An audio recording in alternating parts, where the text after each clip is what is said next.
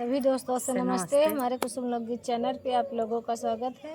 आइए हम दोनों सहेली बहुत प्यारा सा गीत सुनाने चल रहे हैं। गीत अच्छे लगे लाइक सब्सक्राइब करिए, कमेंट करिए। देखा कि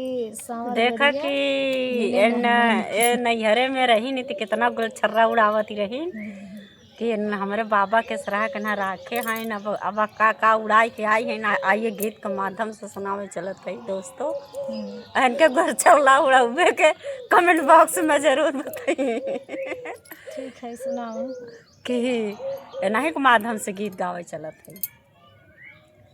अब कहत का है कि सामर गोरिया सजन मिले नाही मन के, सामर गोरिया सजन मिले नाही मन के, हो मिले नाही मन के, मिले नाही मन के, सामर गोरिया सजन मिले नाही मन के, तोहस नगद हमर नैहर के यार रहे, तोहस नगद हमर नैहर के यार रहे, दिन भर पुनवा में हमसे बतियात रहे, दिन भर पुनवा में हमसे बतियात रहे, हमसे बतियात रहे, हमसे बतियात रहे, सामर गोरिया सजन मिले नहीं मन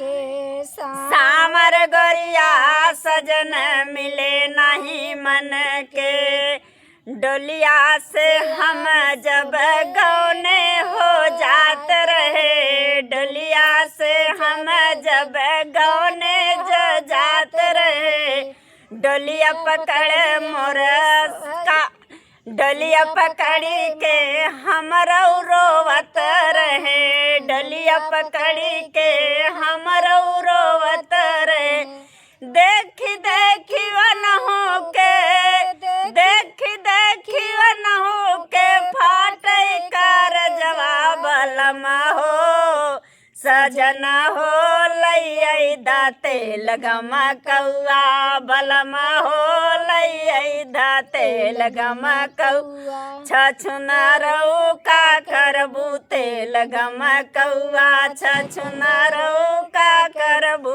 ते लगम कौआ, अरे हमरऊ का हनवा, अरे हमरऊ का हनवा न मन बस जनवा, मर जा बैरा जा टेरनी ऐसे कटी के, मर जा बैरा जा टेरनी ऐसे कटी के, सामर गोरिया सजन नहीं मिले मन के, सामर गोरिया सजन मिले नहीं मन के।